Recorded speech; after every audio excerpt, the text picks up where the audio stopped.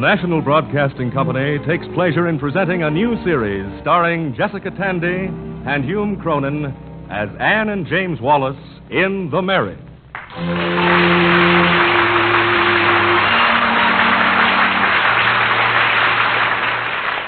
When you look ahead, marriage promises to be a cavalcade of historic events. But when you look back on it, you sometimes find that the apparently uneventful has become the unforgettable. Any way you look at it, marriage remains the most popular domestic arrangement among friendly people. And that brings us to our story of Anne and James.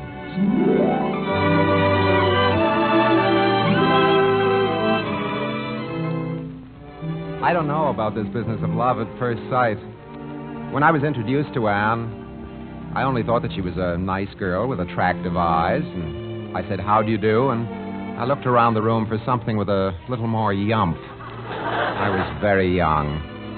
I left her at her door that night with a feeling of respect for her intelligence, which means, of course, that she'd listened prettily while I went over the fine points in the case of the State of New York versus Hutchins, Hogan, and Prosnick, which I was working on at the time. Very interesting case, too.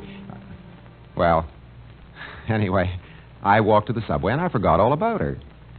No one was more surprised than I when I called her in the morning and asked her for a date. And on that rainy night 3 weeks later in the hallway of her apartment house, if anybody had told me that I was going to ask her to marry me, well, I would have said he was crazy. Good night, James. Good night, Anne. Good night, James. Good night, Anne. Oh, good night, James. Good night, Anne. You'd better go now, James. This time you'd really better. Why? You worried about old what's-her-name, landlady? Mrs. Grady? Well, she's awake. That's her radio. Well, what of it? A girl who lives alone has to be careful of her reputation. Hee. How's your reputation? James, stop that. With Mother coming to town tomorrow, I don't want Mrs. Grady giving her a lot of ideas. Well, she can't do that. That's slander and defamation of character. Oh, I love that perfume. Don't ever use any other kind. Oh, it's easy for you. You don't live here. I do. And you're not a single girl. I am. I defy Mrs. Grady. Mrs. Grady, I defy... James, please. Sorry. Let's say goodnight now. I mean, really. I'm so wet. Look, come on. Stand over here. There. Now. Comfortable? Oh, how I hate apartment houses. When we get married, let's get a house. I don't care how small or how far away. I beg your pardon? What? What did you just say?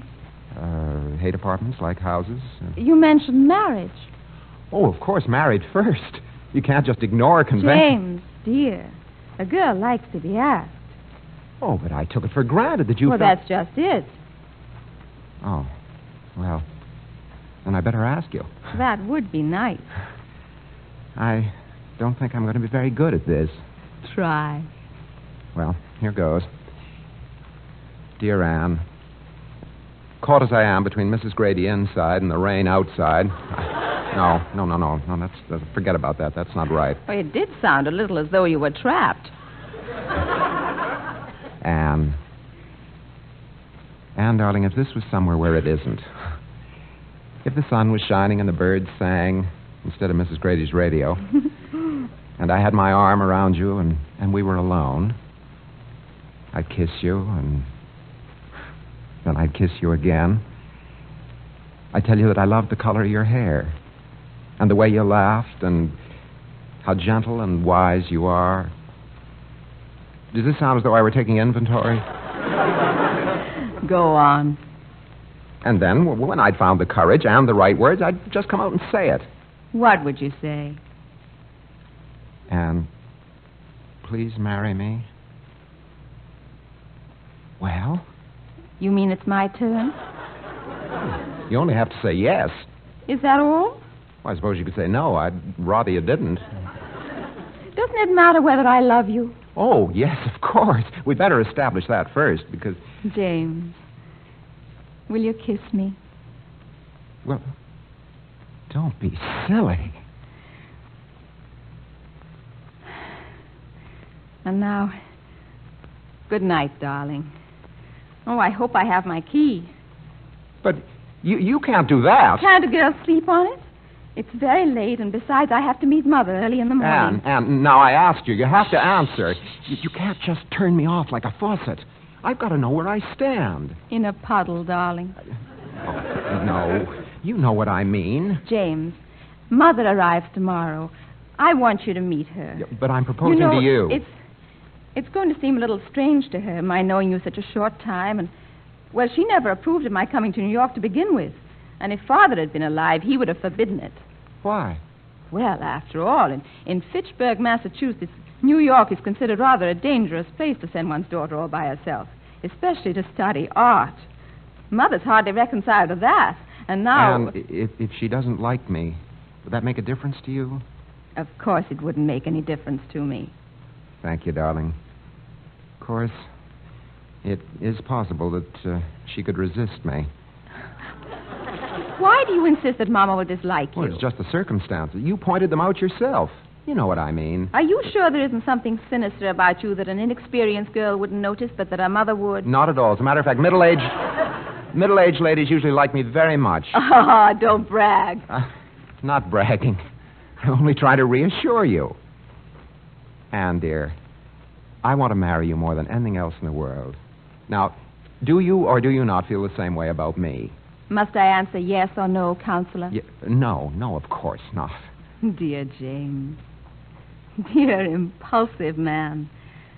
I don't know you at all, really. But you will. No, don't interrupt. I don't know you at all. But even now, here in this shabby hallway with Mrs. Grady listening and the rain running off my collar and down my neck, I think I love you very, very much. Will that do? Yes, Anne. Yes, that's terribly nice to know. I may burst with happiness.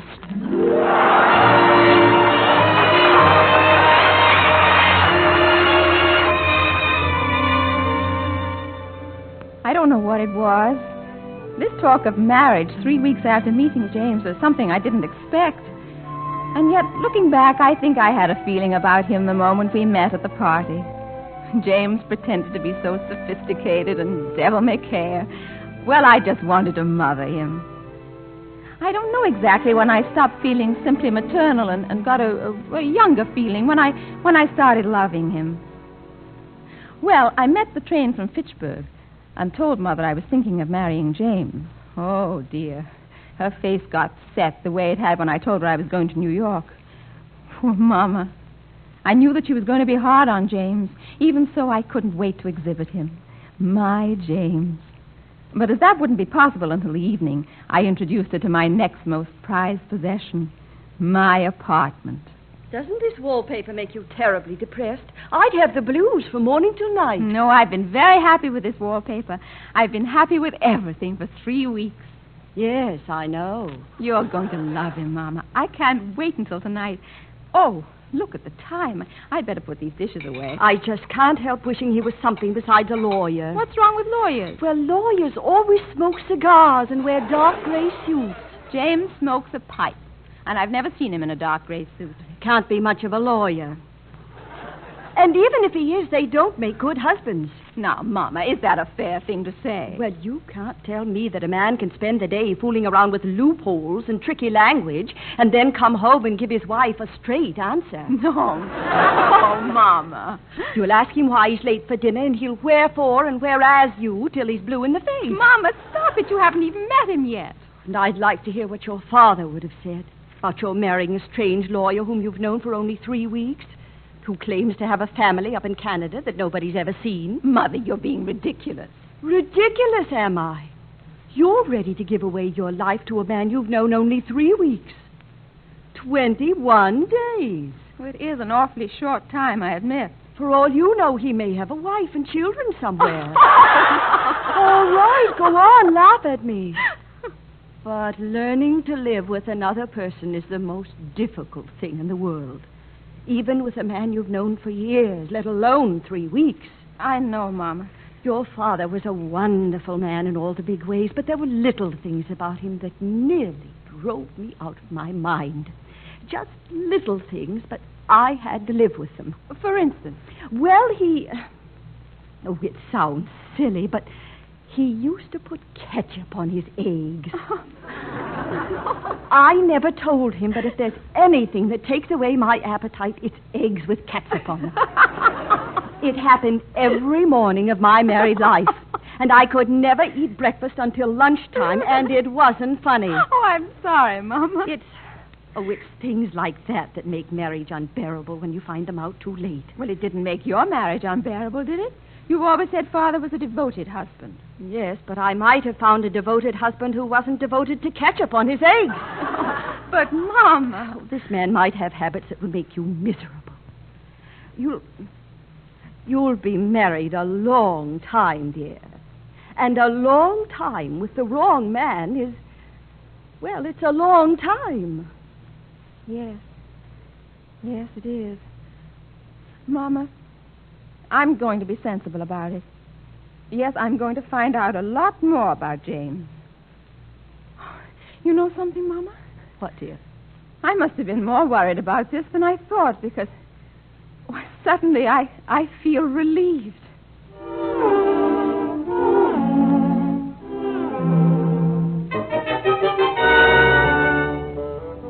When I left Anne that night after proposing, I couldn't wait to get home and tell Tony. I was walking on air. Well, for 2 blocks, anyway. Then the elation suddenly evaporated in the cold night air, and the events of the hallway became unreal, and I was alone with the disconcerting fact that I'd asked a girl to be my wife. I got butterflies in the stomach, big apprehensive ones with wildly flapping wings. Why hadn't I kept my big mouth shut? At least until I considered the consequences. I was scared stiff. I crept into bed, trying not to wake Tony, but, well, sleep was impossible. Oh,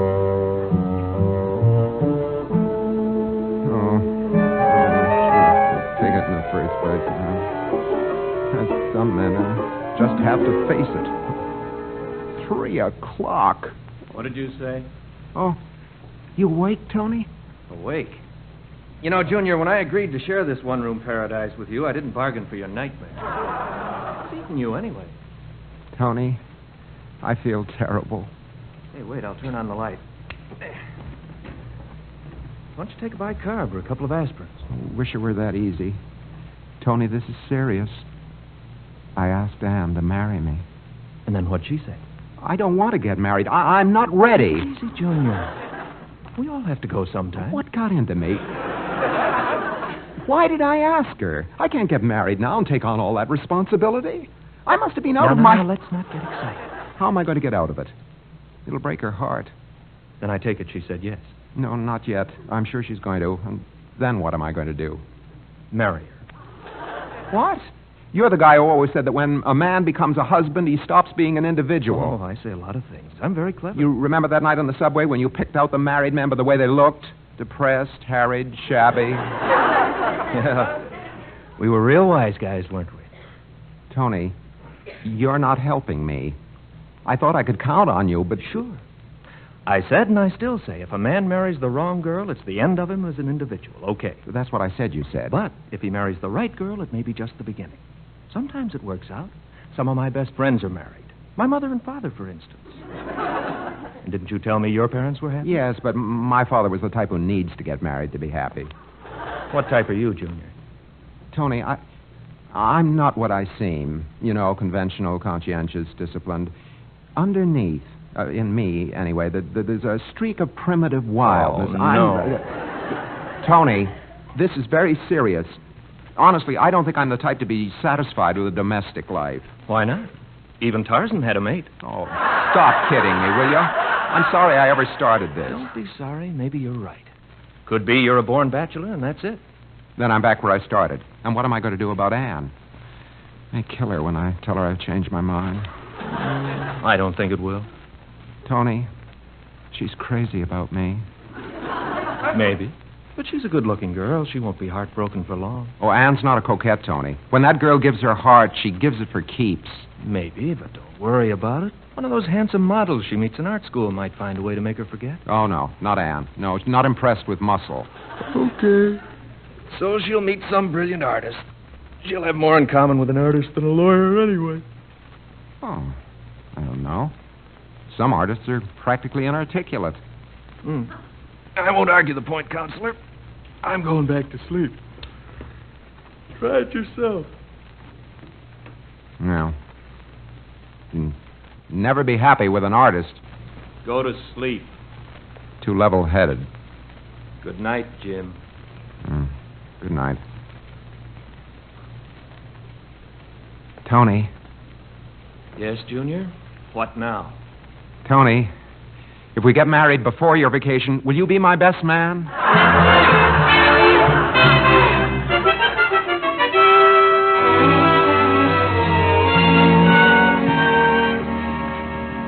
Mama, please promise me you'll be nice to James when he gets here. Of course I'll be nice to him. Why shouldn't I be? I know, but don't be too polite. Well, now, maybe I'd better not meet him at all. Oh, Mother. Of course, I warn you that I mean to find out something about any man who wants to marry my daughter. Naturally, Mama, but please be discreet. He needn't think that because you have no father, he can pull the wool over people's eyes. He's not trying to pull the wool over anything. Don't tell me about lawyers, dear. After all, everybody knows that a Oh, there he is. Now, please, Mama, please keep an open mind. I'm sure you'll find James charming. Go on and let the man in. I can tell by the gleam in your eye, but... All right, I'll let him in. No, I'll get it. And your slip showing. Oh. Anne, darling. Hello, James. How could I ever have doubted? James, no, not now. I mean, there's Mother. Mother? Oh, of course, your mother. How is she? Very well, thank you. Mother, this is James. James, this is Mother. How do you do, Mr. Wallace? How do you do, Mrs. Caldwell? Can't tell you what a pleasure it is to meet you at last. I've looked forward to this for such a long time. 3 weeks. Well, Anne has told me so much about you, I feel I know you. Yes, that's very nice. Anne, dear, could I see you in the other room for just a moment? Now, Mother? Yes, please excuse us, Mr. Wallace. It's just a little family matter. Oh, that's quite all right. Mama, did you have to do that? Close the door. What is it, Mama? You never told me he was so short. Oh, Mama. You can't trust short men. They always have chips on their shoulders. 5'7" is not really short, and besides, a man's height has got nothing to do with anything. Your Uncle Jonathan, who ran away with the elephant girl, I'm not staying around another second.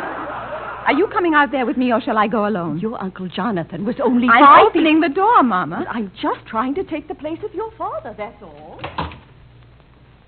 Well, that little morsel of feminine business is over with. Sorry, James. Oh, that's perfectly all right. You know how women are, Mr. Wallace. Oh, of course. Are there many women in your family? Well, not in my immediate family. I have no sisters. Oh, then you don't know how women are. Well, I guess I don't. I was just wondering because you said you did. Would anyone care for a cup of tea? I'd love one. What about you, Mother? Not just now, thanks, dear. I believe I'll join you, James. Oh, good. Just a little milk. There. Thank you. Perhaps Mr. Wallace would care for something a little stronger, dear. Oh, no, this is fine. Oh, come now, Mr. Wallace. Wouldn't you rather have whiskey? You don't have to stand on ceremony with me. Really, Mrs. Caldwell, James I rarely... doesn't drink whiskey, Mother. But I may start any minute. James, have one of these cookies. I think you'll like them. Oh, they look delicious. Thank you. Well, Mrs. Caldwell, this is your first trip to New York? Oh, my, no. I think New York is just a bit too noisy for Mother's taste. She's a farm girl at heart. Well, I can appreciate that. When I was a boy, I used to spend my summers in a farm in Saskatchewan. Stayed with my aunt. Never forget those days. Something wonderful about a farm, isn't there, Mrs. Caldwell? All there is to a farm is a lot of hard work. Yes, of course, but the kind of work that keeps you young and strong. It killed my mother at the age of 58. Anne, could I possibly have another cup of tea? Oh, certainly. Mother, are you sure you don't care for anything? No, thank you, dear. Mr. Wallace, how is it that... How about a cookie, Mother? They're very good. No, thank you, dear. Mr. Wallace, I understand... Would you like me to make you a sandwich? I have some cheese. I'm not hungry, dear. Mr. Wallace... Excuse me, Mrs. Caldwell, but why don't you just try calling me James? I will, Mr. Wallace. Just as soon as it feels comfortable for me to do so. Oh, yes. You didn't know that I had such an old-fashioned mother, did you, James? Well, You know what they say, old-fashioned things are the best things. Really? I never heard anyone say that. No? Oh, I thought it was quite a well-known saying. I've heard it often. I believe I've read it, too. I can't remember just where. Anne, could I have some more tea? Certainly. I was about to ask, Mr. Wallace, what brought you to New York? Well, I came here on a visit while I was at law school. Harvard, incidentally, Mother. Oh, that's nice. Yes. I came down on a visit, and I just fell in love with this city. I was fascinated by the idea of living in the midst of so many millions of people. Don't know whether that makes any sense. So I know what you mean. It's a perfect city to hide in. James wasn't... Mother, James wasn't looking for a place to hide in. Oh, I wasn't suggesting that he was looking for a place to hide. I was just making an observation. Tell me, Mr. Wallace, I hear that New York is overloaded with lawyers. Can a young man really make a living here? Well, I think by if you... living, I mean 8,000 to 12,000 a year. Well, I tell you, Mrs. Caldwell, Mother, it's not... I hate to interrupt this interesting conversation, but we've run out of tea. Yes, well, all right, go ahead, dear, and make some more. Mr. Wallace and I have lots to talk about. Yes. Oh, that's the point. I need him in the kitchen to open a jar of olives. Well, I don't like olives, thank you. They're for James. He loves olives. Will you excuse me, please, Mrs. Caldwell? Oh, certainly. Andy, we need more hot water. Hot water? I'm in it up to my hairline. Oh, James, I've never been so embarrassed in my life. How do you feel? So I just lost 2 falls out of 3. I'm terribly, terribly sorry. I had no idea she'd act this way. She'd only stop calling me Mr. Wallace. She's never been like this before. She's really very sweet. I'm sure she must be. She's terribly worried because we've only known each other 3 weeks. You must try to understand. Believe me, I'm trying. But have you any idea what it feels like to sit there and be taken apart? Now, don't make it worse than it is, James. Have you any idea what it feels like to be You just questioned? asked that question. But this is a nerve-wracking experience. James, are you sure you aren't dramatizing it just a little bit? I never dramatize anything. Well, never mind. It's perfectly normal to dramatize. I don't care whether it's normal. I don't do it. Oh, you have a temper. Anne, I'm sorry. I didn't know that about you. I wouldn't say that I had an abnormal temper. Perhaps not. Still, you have a temper. Anne, how long have you had this habit of repeating things? You see how little we know each other. You see? I'm sorry, Anne. I guess I'm upset. Anne, when are you going to answer my question? Will you marry me? Oh, James. Mother was right. There are so many things that people must know about each other if they are to have a happy marriage. That isn't true. If they love each other, they can work everything out. That isn't realistic. What about the little things? What little things? Children? No.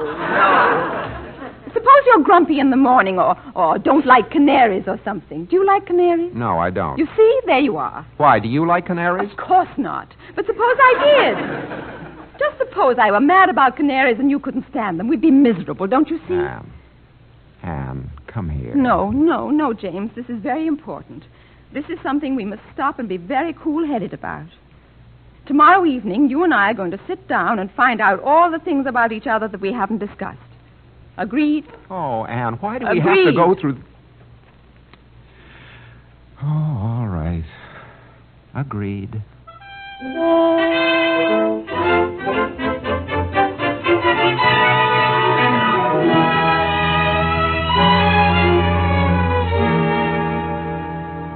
Now, James, we must have an objective and logical conversation. Is that understood? Yes, Miss Caldwell. You're being facetious. No, Miss Caldwell. Just good-natured. James, if something that's important to me is just a joke to you, then there's something seriously wrong between us. All right, dear. Actually, I think it's important, too. Oh, I hope you do. I really hope so. Now, I've made a list of things, and if you think of anything else, just ask. Right. You comfortable in that chair, darling? Please, James, there will be no affection. Sorry. By the way, where's your mother? She's out shopping. More likely a police headquarters, seeing if I have a record. James, you're being frivolous. No, darling. Simply apprehensive. Now, let's look at the situation dispassionately. I'm sure we agree on everything. Well, I feel it. That's what we're here to find out. Now, 1, do you sleep with a window open? Well? Do you? You must tell me. Oh, I always have the window open. You do. Well, always. How about you? I can't sleep if there's a draft. You can't? No. Well, after all, what's a little thing like a window? We can always close... No, James. No, don't make light of it. It's an important difference between us. I suppose so. It's vital to find out these things now. Well, now, let's go on. That's probably the only point on which we disagree. 2. Are you untidy in the home? I mean, do you drop things all over the place, or do you like to be neat at all times? Oh. Suppose I've got to be honest. You must. At home, I'm a pig. Dear. But I could change so easily. Oh, no. It's easy to say so. But we can't change our personality. Anne, we can compromise. Compromises never work. Now, do you like modern furniture or period? Well, that's easy. Period, of course. Just looking at that modern stuff makes me uncomfortable. Oh, James! What a narrow-minded attitude to take. We must go forward, move with the times. Forward? I've sat on stumps that had more grace than... No. I'm sorry, but a person who prefers archaic period furniture to the clean lines of the future must be old-fashioned and stuffy. Oh, now, listen to us. It's no use pretending. We don't agree on anything. We'd never get along. It'd be ketchup and eggs on a bigger scale. What was that? Ketchup and eggs. Oh, I like ketchup and eggs. You see, we'd irritate each other to death, and don't say we could change. We couldn't be happy. We'd be uncomfortable. You know it. Oh, I don't know. None of those things strikes me as critical. By the way, don't you like ketchup with eggs? No, I don't. You see how irritating it would be to face such differences when there's no escape? All right, Anne. You win. Let's just call it off. Perhaps you're right. If you are, we're lucky we found out about the differences in time. We've been very sensible. We certainly have. You know, Anne, you're a very bright girl. Very pretty one, too. Actually, what we've done is unusually intelligent. Yes, it is. I felt very depressed about it at first, but... Oh, I love that perfume. But now that it's over, well, it's a great relief. Yes, I know what you mean. It was something that had to be done. You're right, darling. Absolutely right. No matter how painful. Yes, and Anne, now that we've done it... What? Can I have an answer? Will you marry me? Oh, yes. Oh, yes, yes.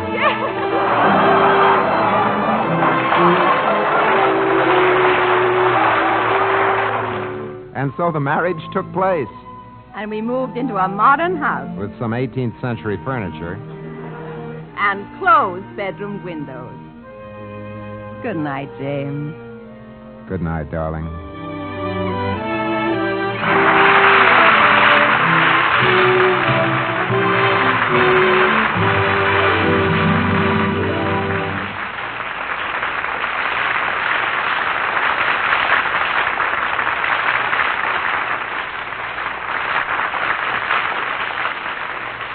This was the first episode of The Marriage, a new radio series starring Jessica Tandy and Hume Cronin as Anne and James Wallace. Anne's mother was played by Muriel Bremner. Tony was played by Charles Flynn. Music was conducted by Joseph Galicchio and composed by Emil Soderstrom. The Marriage was directed by Milton Merlin and presented by the National Broadcasting Company.